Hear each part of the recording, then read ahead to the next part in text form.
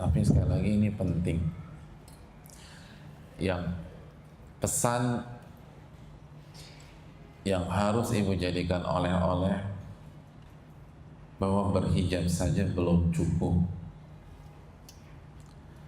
menutup aurat saja belum klimaks, belum puncak. Ibu nggak akan jadi wanita solehah hanya modal nutup aurat. Hanya di garis bawahi, menutup aurat bagus banget, tapi hanya mengandalkan itu belum cukup. Masih ada PR besar ini. Apa PR besarnya?